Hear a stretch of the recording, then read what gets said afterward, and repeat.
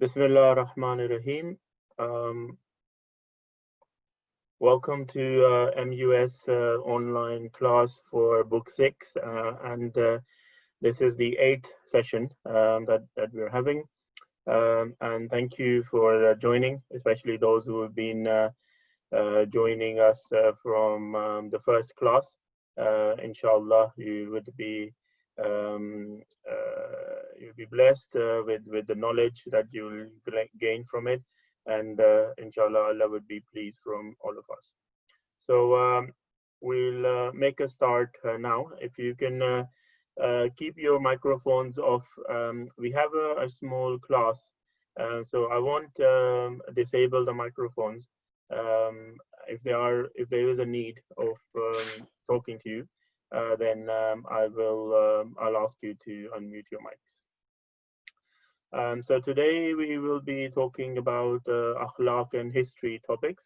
Last week we did fiqh and aqaid, and as you know, we do that alternatively every week. Usual rules for the online class.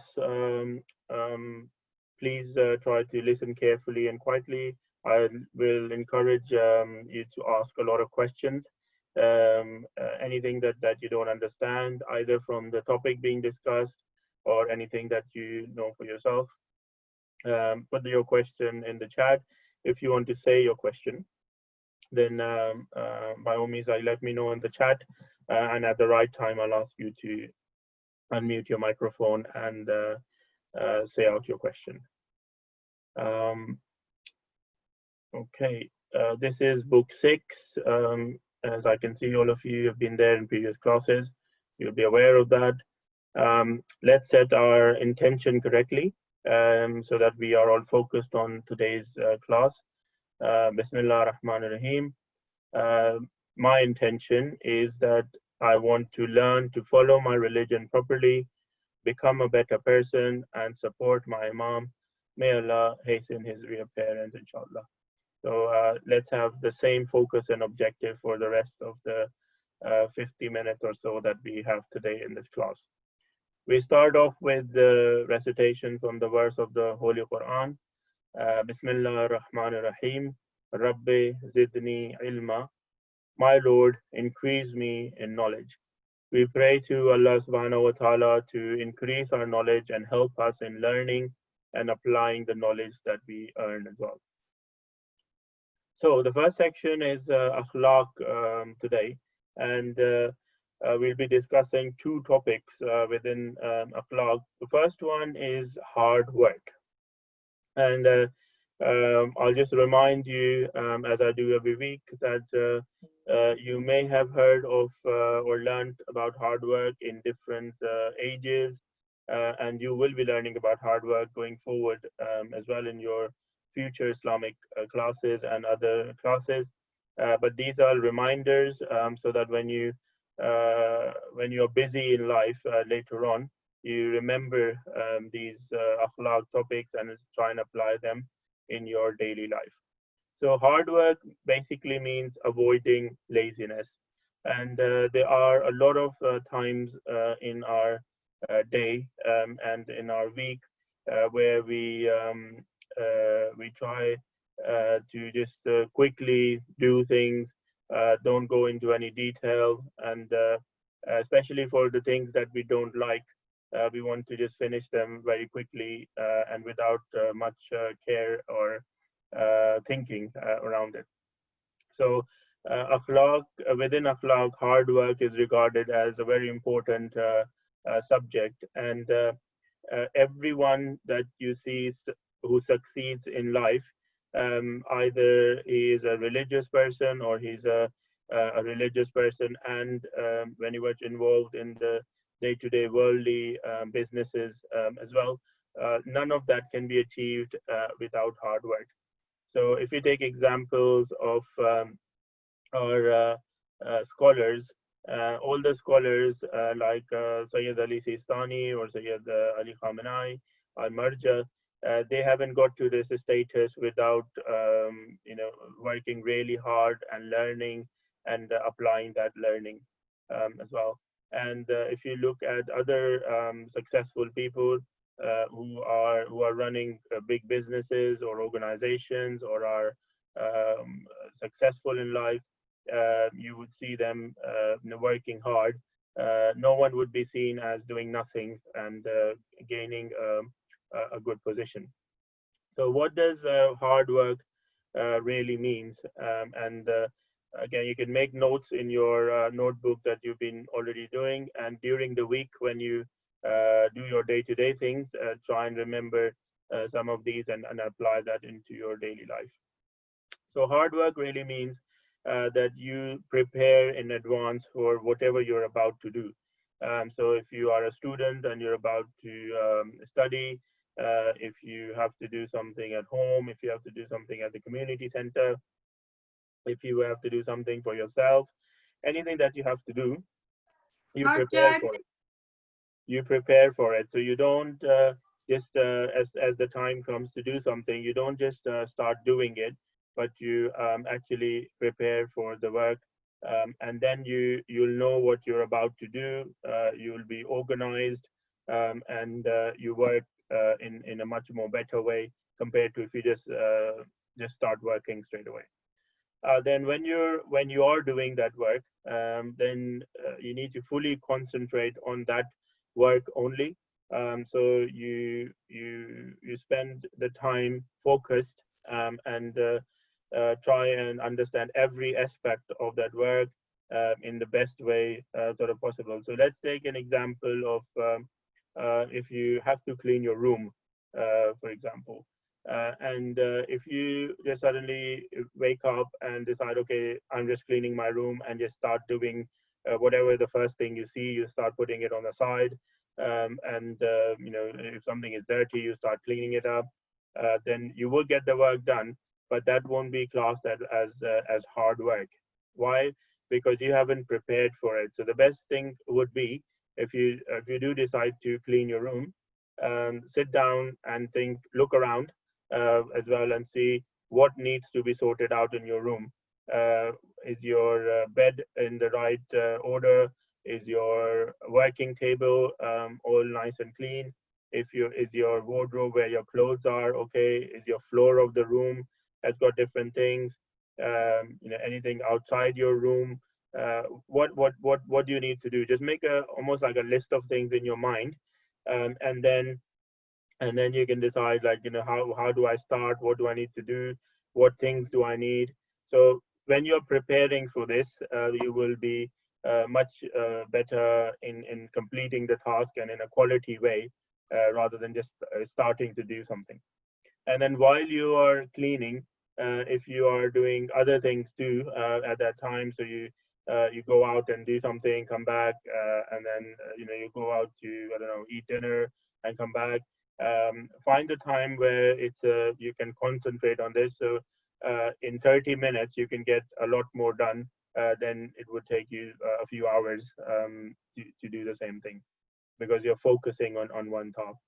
And at the end of the task, so when you have finished and the room is clean, maybe like next time think that, okay, if you had a certain I don't know, wipe, then you could have done the cleaning better.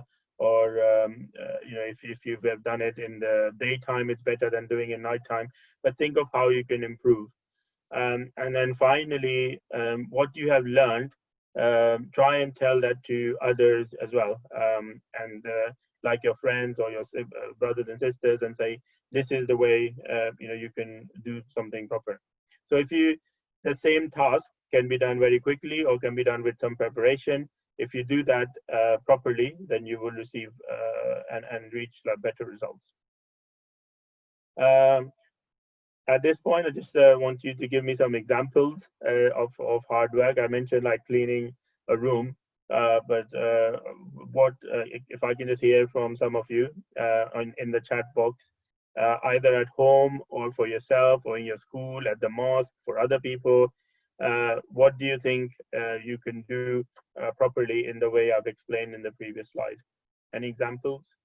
Any work that you used to do in a different way, but now you can do it in a better way as hard work?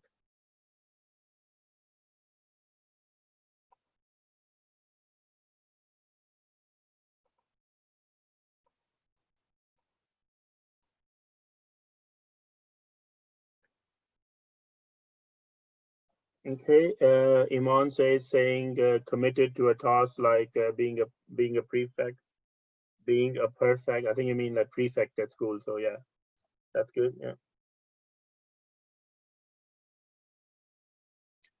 Uh, so Zahara says exams. Can you explain like what do you mean when you say exams? Or T Batul says class. But how would you do the things differently in class? Yeah. Hassan says uh, revising for GCSE exams. You can write the chat to everyone. That's fine. Don't have to reply to me directly. Okay. Mariam Zaki says doing online school in lockdown. Can you explain that? Just how would you plan for doing online school in lockdown?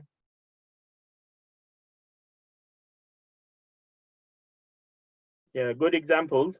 But if you can write a little bit more and explain how can you do it better on what you do right now. Reading the Quran every day, really good, Safir. Uh, but how would you turn that into hard work? So you could just open the Quran and start reading it, which has its own benefits. But how you can make it more useful for yourself?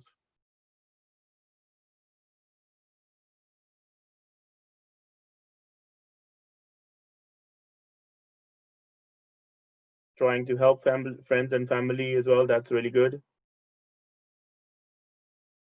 Waking up for Fajr on time is really good. But try and have a set timetable would help you stay more organized. Yes, so that's the kind of answers I'm looking for. Thank you, Mariam.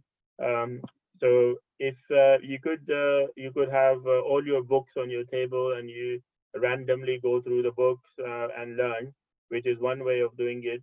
But if you make a timetable and prioritize some of the subjects would be example of hard work. And every time you've finished revising, think of yourself. How can you improve it better next time? Would it be worth having some notes or some post-it reminders or making a summary sheet? Or how can you make it better? Yes, planning stuff. Good.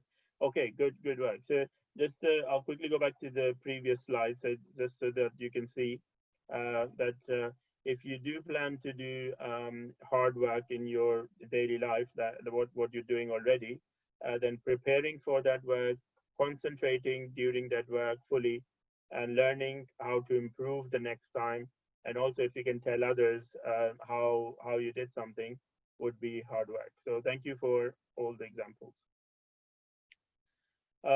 That was that, just for the hard work. I don't want to go into too much detail. That gives you an idea. T. Batul also says, being nice to others, even if they are being nice to you, like the Prophet and Imam. Okay, great. Zayan Zedi says you're just reading the Quran, now you're focusing on the Tajweed rules. Really good. Yeah, so you can just read the Quran, but hard work would be that you'd understand and read the Quran in the proper way. You can still read it without the Tajweed rules, but learn how to read properly, and inshallah, with Allah's help, you will start reading it exactly how it's read with Tajweed rules. Okay, thank you all for your input. The next topic in akhlaq is the manners of eating and drinking. Um, Again, you would have learned this in your previous ages and classes, but a lot of us forget to do this. And these are all part of good akhlaq. And sometimes we get into a habit of not doing it at all, which is not the right thing. But if you can do it as much as possible, and then at one point you will start doing it all the time. So washing hands before eating and after eating is part of good akhlaq.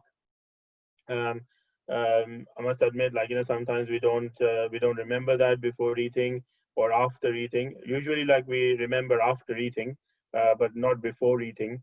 And we also use things like a tissue or a piece of cloth to remove everything from our hand. But the akhlaq, good akhlaq says that you need to actually wash your hands, because there's nothing compared to washing your hands and making them clean. Remember to say Bismillah before starting to eat, and also starting to do everything. Start to say Bismillah, and we if we do see that we are forgetting saying Bismillah or Alhamdulillah or anything that we want to do but we can't, then maybe put some reminders around the places where you are, and you could easily print a Bismillah, and if you can laminate it, but put it in different places on your desk, on your dinner table, on your door, everywhere, and so when you see them, then you'll remember to say Bismillah, or just by seeing, you would have Bismillah in your mind, which counts in the same way. And similarly for Alhamdulillah as well. And eating slowly is also part of good akhlaq. Normally, we see that we are in a great rush of eating, and that is not that's not a good habit to do. Sometimes you may need to you may have something coming up, or there's a reason for eating fast.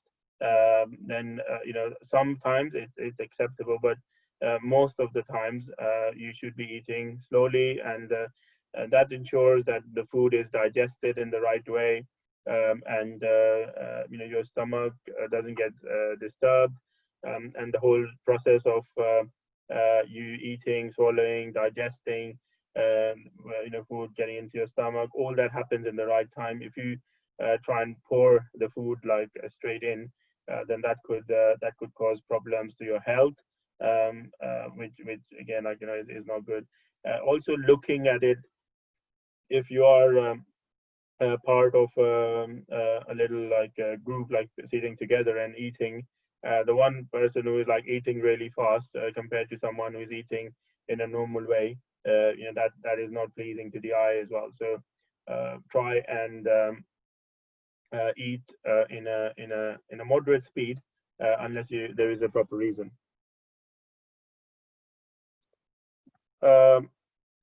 Sorry, Qasim asked if there's a problem. I don't see there is a problem at the moment. So yeah, if you maybe check your internet connection, and then it should be okay. Okay, so just looking at some makruhat of eating. Can anyone tell me what does a makruh means?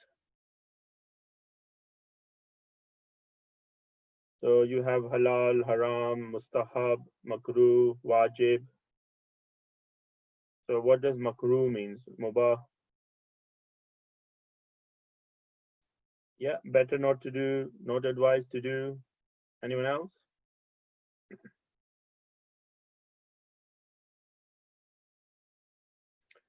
Yeah, that's a good answer. Not haram, but Allah doesn't like if you do it. Better not to do. Not recommended. All good answers, correct answers. Yeah.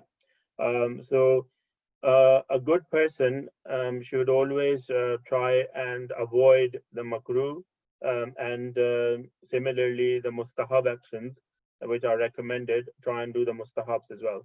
So as a very minimum, you're doing your wajibat, but try and avoid the makruh and do the mustahabs as well. So a few points on the makruhs of eating and drinking. When you are eating and your mouth is full, sometimes when when you take a big bite of something, then your mouth is full. Then it is makruh to talk at that time. Because when we are normally eating and drinking together, you can't stay quiet and just everyone stay quiet and eat. So it's okay to talk while eating, but don't eat don't talk with your mouth full. And also to look at other people's faces or plates while eating is makruh. So next time you're eating, you can remember this, that if you are looking at what other people have got in their plates, that is something that is not recommended. So focus on your own plate. You can talk to people, and for talking you would need to see them. You can't not put your eyes down and talk. But looking at people's faces means that how what their faces look like while they're talking, while they're eating. So that's the makruh part. But obviously you can look at people's faces while talking to them. Don't eat hot food or blow on it. Now this is something some people really encourage and really want to do, that to find and eat really hot food. If it's not hot, then they want to put it in a microwave or send it back to be warmed up and eat. Hot food means really blowing, piping hot food. It's recommended again not to eat really hot food, because when it's hot food, you can't eat it, because it is really hot, and then you end up like blowing on it, which means that now you are from your mouth you're trying to blow and maybe like passing on things like from your mouth in terms of that air that's coming out on it, which is not a good idea.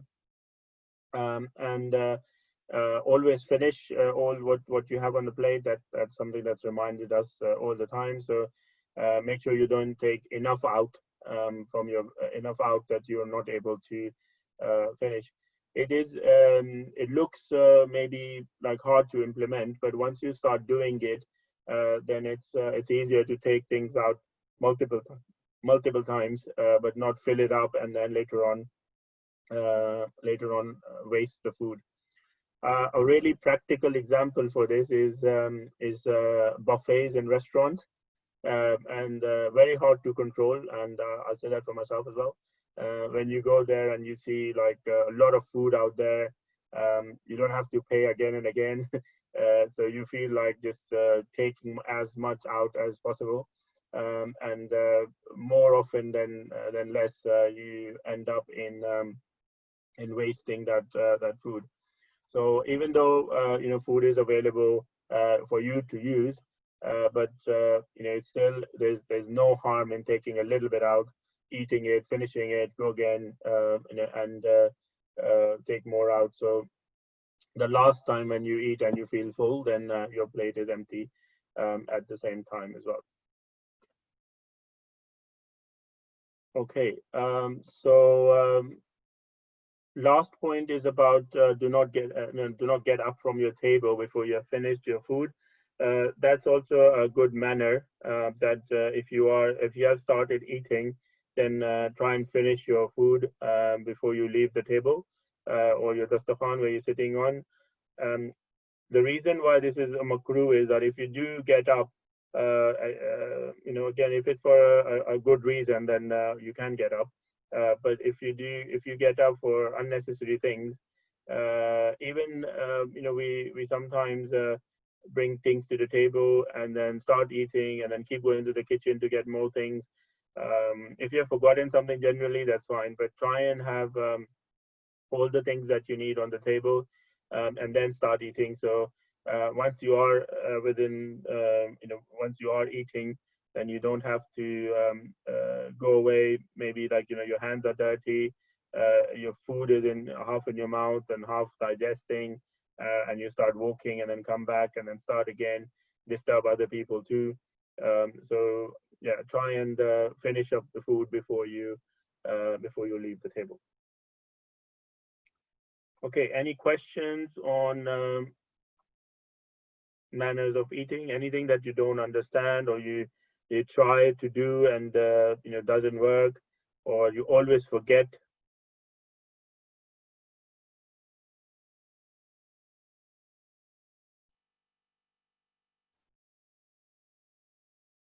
Yeah.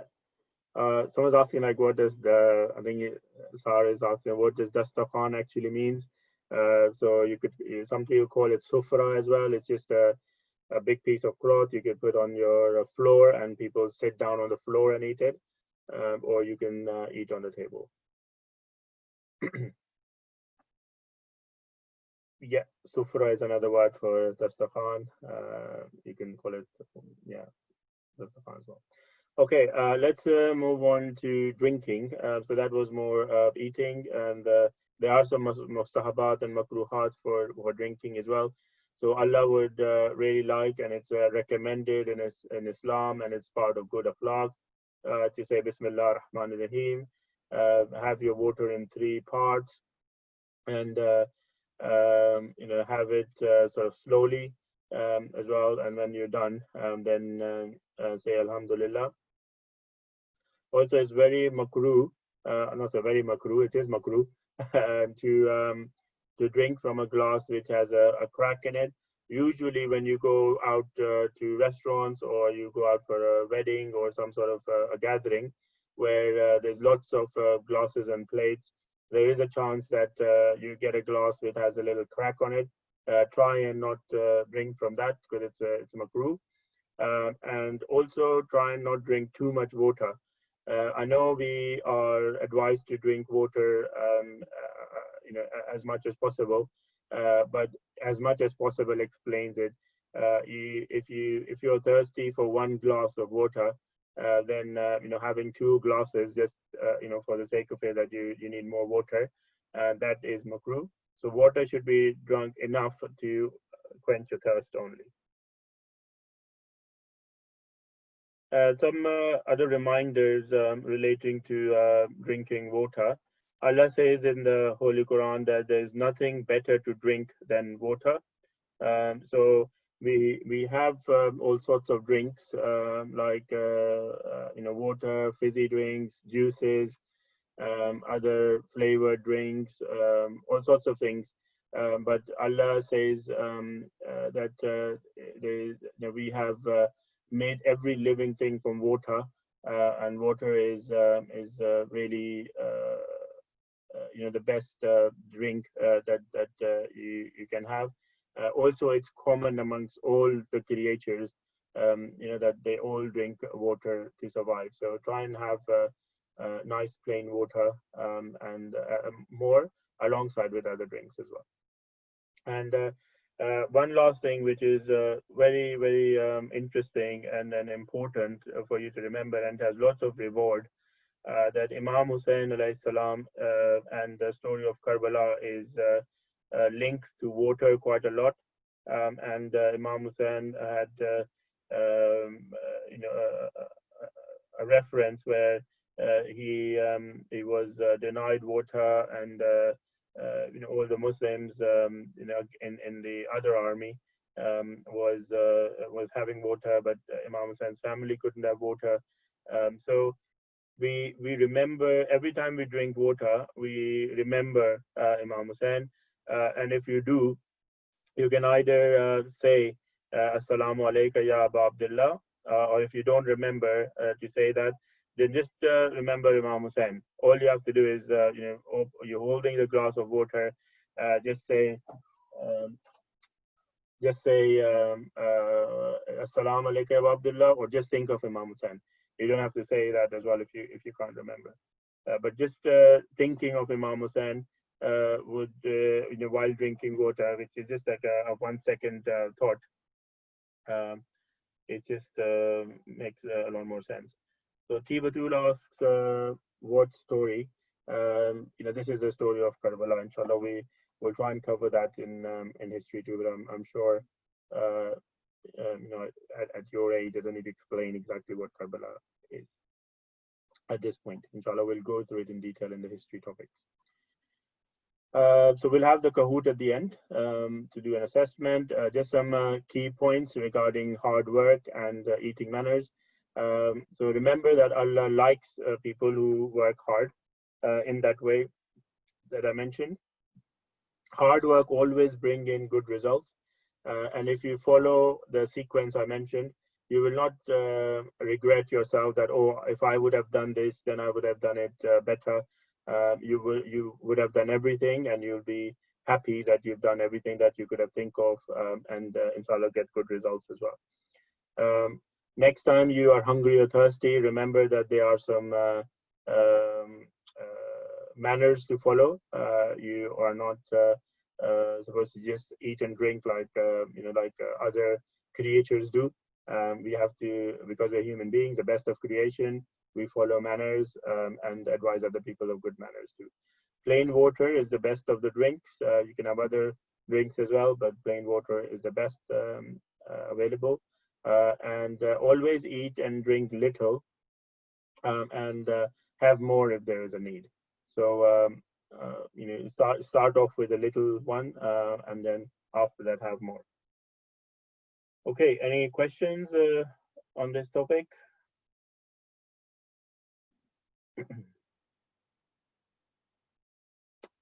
Fatma, thank you. Okay, thank you very much. Let's move on to the next part of today's session, which is history. And today we will be talking, we'll be discussing Holy Prophet Muhammad and different aspects of his life. Last time we discussed before his birth, what happened and who his ancestors were, and what did they used to do. Today we're going to talk about the birth and a little bit after the birth of the Holy Prophet. I was saying in my recapping sessions that it's as Muslims, we need to be mindful of all these historical topics, so that if someone says that asks you about your Holy Prophet and you don't know the answers, that just affects the image of Islam. That you say that we love the Prophet quite a lot, but you don't know the minimum set of information. So try and make notes of some of this as well, and remember this and tell others too. So the Prophet, peace be upon him, sallallahu alaihi wasallam, Prophet Muhammad, was born just after sunrise on Friday, 17th of Rabi Rabbo, in 570 AD in Mecca. So that's the date of birth of the Holy Prophet. We celebrate it every year with different programs. And does anyone remember which was the other Imam born on the same date as well? So we celebrate Prophet's birth alongside with an Imam as well.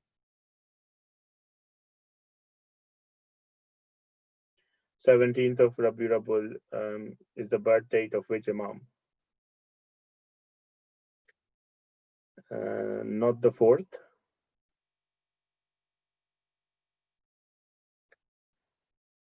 Not the 7th.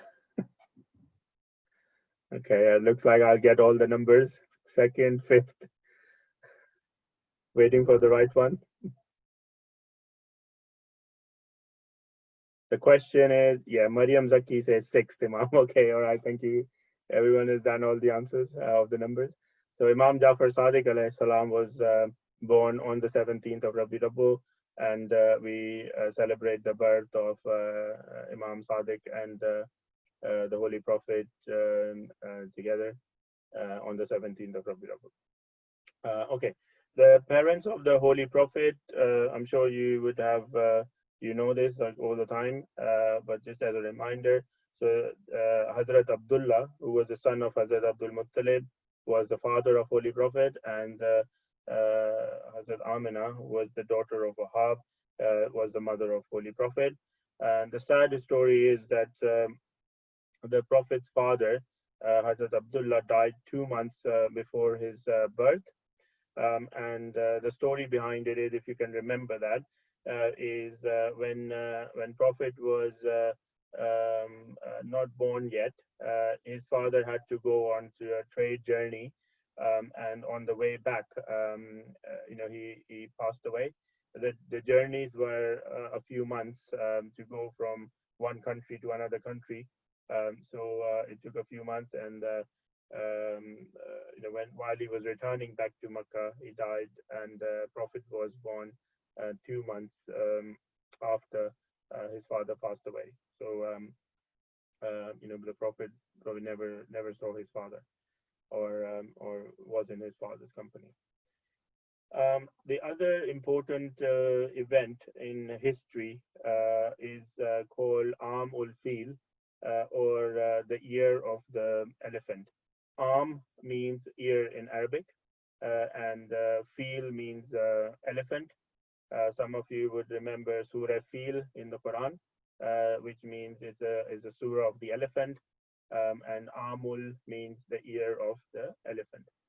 So this is a little story to remember, because it's quite significant in history at the time of the birth of the Prophet.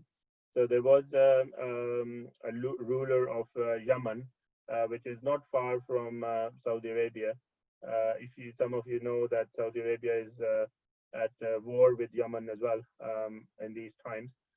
So they're very close in terms of countries. So this ruler of Yemen found that Mecca has got a holy Kaaba in it, and the whole world, including the Muslims and including the Arabs, because there was no Muslims at that time, Islam wasn't there, gave Kaaba like a lot of honor. If you have seen some of the historical movies, you would see that all the caravans of trade used to pass Mecca, and they used to visit the Kaaba. At that time, the Kaaba had all the idols and statues inside it, but it was kind of a tourist place. So everyone used to come close to it, and give it a lot of honor. So the ruler of Yemen didn't like it, and he built a big church in Sana'a. Do we know what? Does anyone know where Sana'a is? What Sana'a is?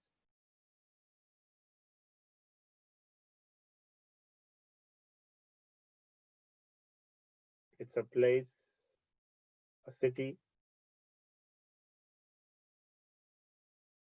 Anyone else wants to take a guess? Yes, it's a city on An Fatma. Anyone?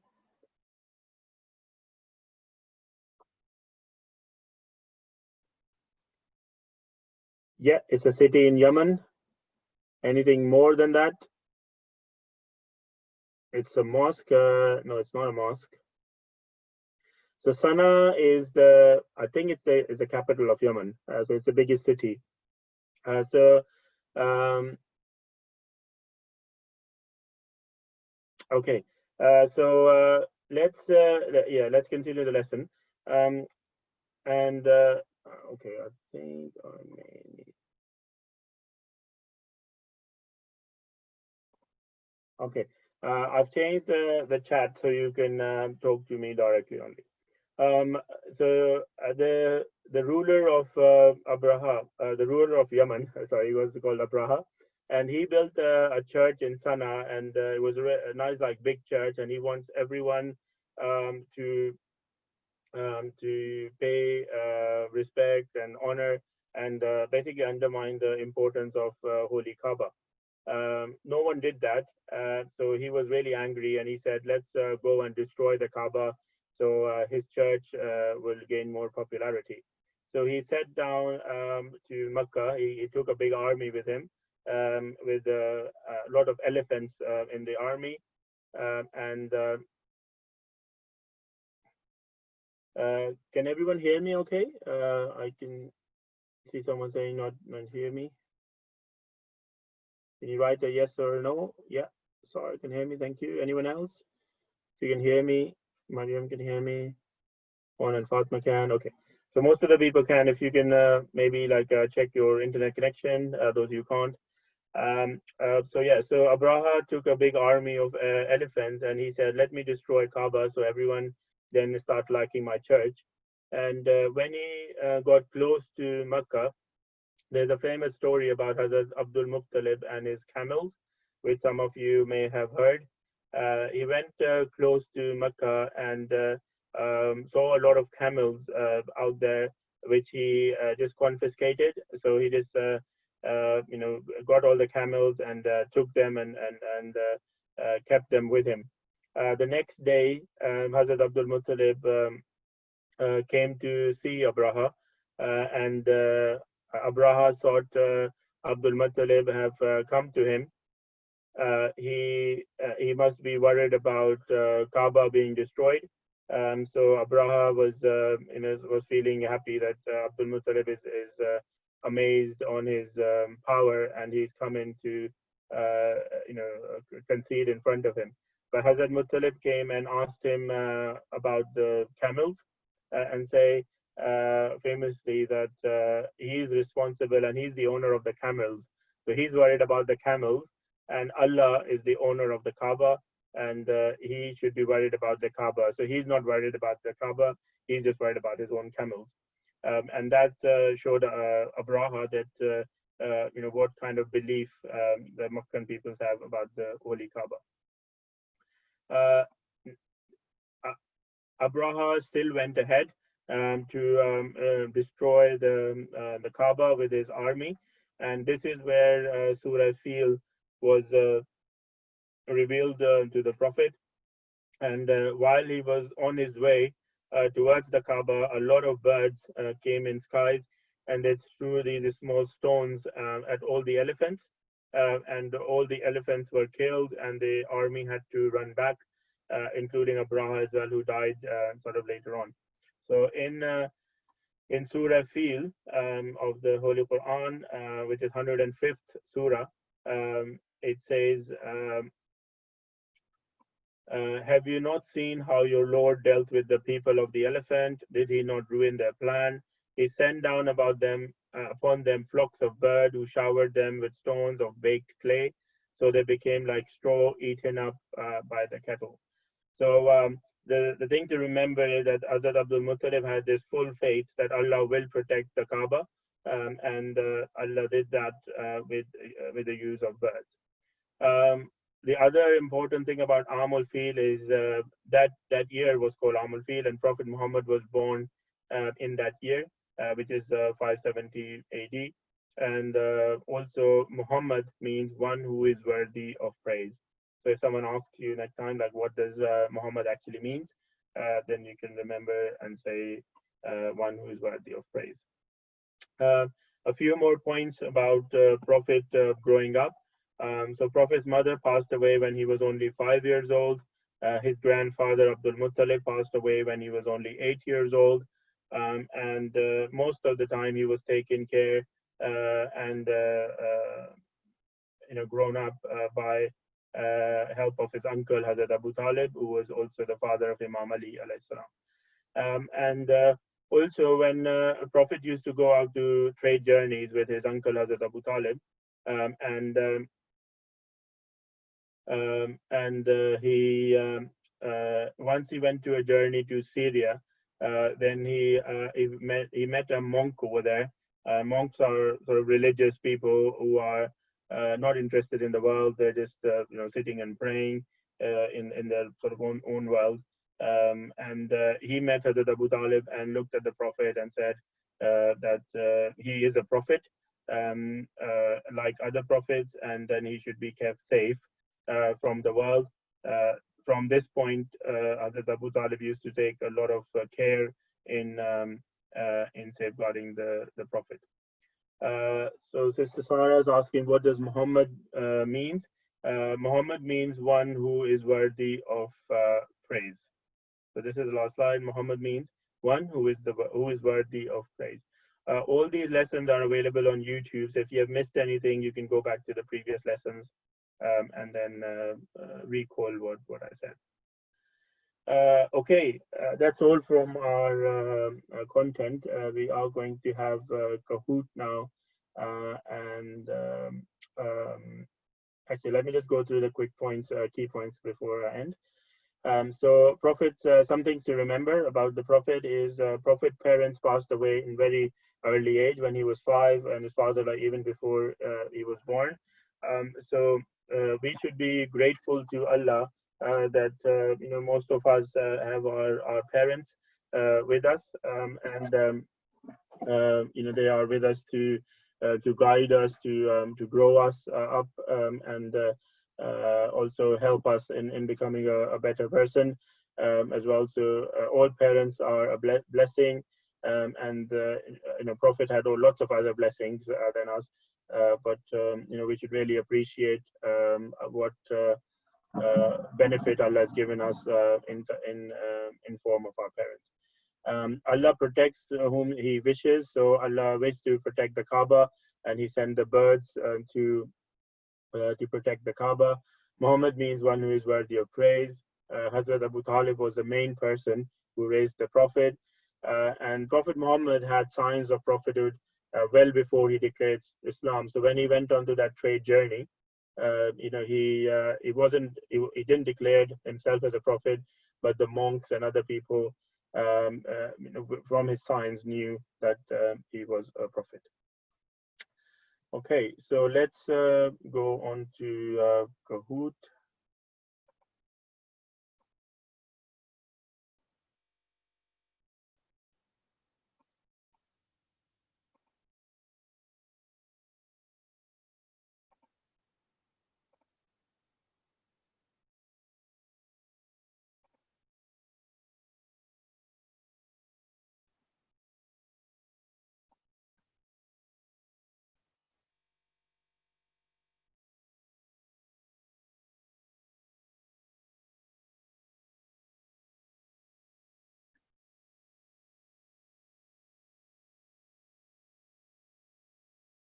Okay, can everyone see the screen now? Hopefully, I'll see you all appearing, which would mean that you can see my screen. So good, I can see people appearing now. We have 10 participants today, so I will expect 10 people, and then inshallah we can start the assessment.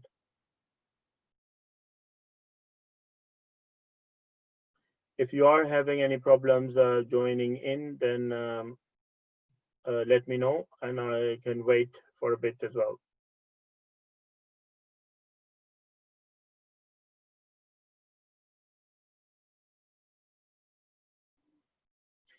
You can use Kahoot on your mobile phones, or you can use it on a laptop as well. Just need the number to log in.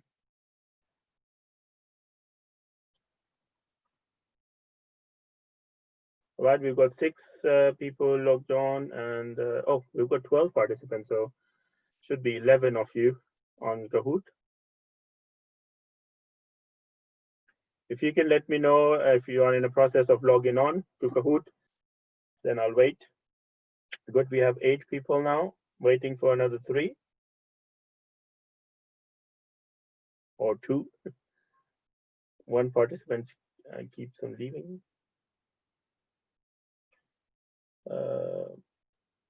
Okay, can I have your proper name as well? The person who's called my name is Zed. Can you change to your real name, please?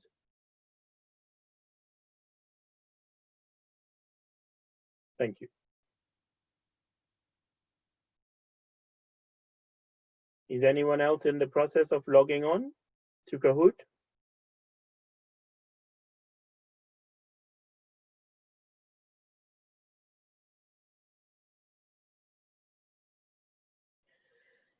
Okay, we've got 9 of us. Mujtaba Rizvi is still logging on, so we'll wait for just another 30 seconds or so.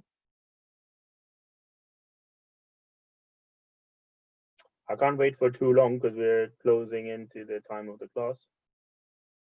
Mujtaba is on too. So, okay, all right, we're going to make a start now. Bismillah ar-Rahman ar-Rahim.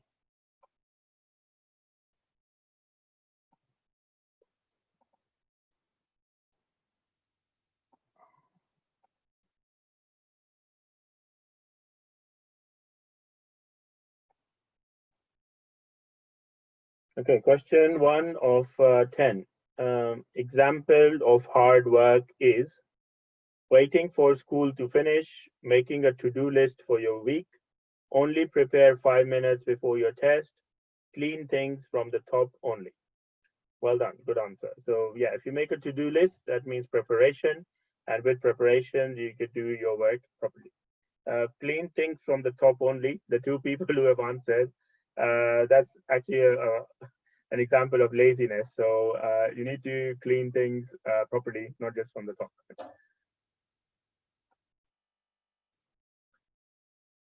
Okay, we have Mariam on the top, followed by Zainab and Cheshma. Okay, question number 2. Hands should be washed before eating only.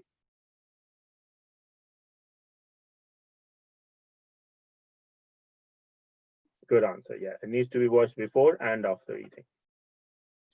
So remember, the correct answer and the fastest answer get the most points. So Hassan has suddenly climbed up to the top. It's Hassan, Zainab, and Mariam now. Well done, Mustafa and Jeshman, and Iman as well, who's the highest climber. Question number 3, how should you fill your plate? You should fill it up full, little, half, or enough to fill you up.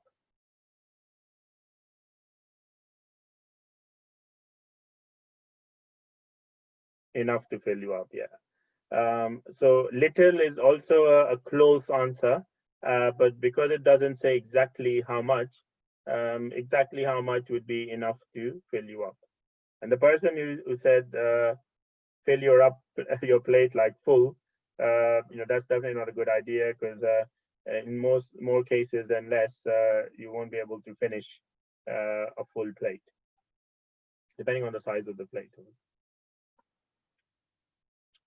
So Hassan remains on the top, then it's Mushtaba, followed by, I'm guessing, Hasnan, and then Iman is now in the table too.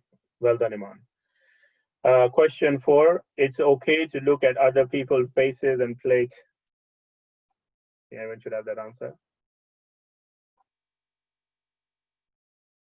Good. Some people still think that it's okay to look at people's faces and plates when eating. Yeah, unless you have a real need to do so, that's not part of good akhlaq. Okay, so we have Mushtaba climbing up, and Hassan moves on to 4, Iman moves on to 3rd place. Who should we remember when drinking water? Our parents, Imam Hussein, our neighbors, or our imams? Good. Yes, Imam Hussein is the exact answer. We are not asked to remember all imams during drinking water. Okay, move to question number 6. Prophet's father passed away before he was born. Should be an easy one. Good answer. Yeah.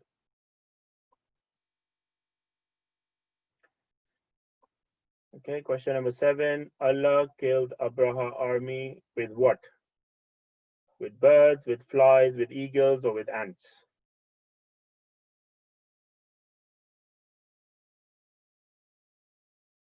Oh, I think I've got this wrong. Sorry, I think the answer is birds. Maybe I just clicked on flies separately. So apologies for this. I don't think we'll get the right results in the end, but that might be me only. Sorry for the answer. The correct answer is birds. Okay, that might change some things. Oh, no score was changed, so hopefully you could still get the right answers. Muhammad means one who is worthy of praise. Right answer, good. Iman moves on the top. And question number 9, Prophet was raised by his uncle, Hazrat Abu Talib. So he's raised by his uncle, Abu Talib. Yeah, good answer. Hassan moves on to the 3rd place. Hasnan is on the top. Well done. Last question. This is the ayah from the Holy Quran. Did he not find you a dash and gave you dash? Is it poor in money, orphan and shelter? This is the ayah revealed for the Holy Prophet. Specifically, yes, the answer is orphan and shelter. So the ayah says, did he not find you an orphan and gave you shelter?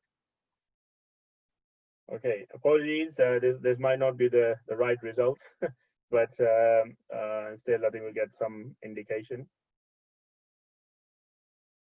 So in the 1st place, we have Hasnan, 2nd place Mushtaba, and 3rd place Mariam. And the runners, okay, the runners are one.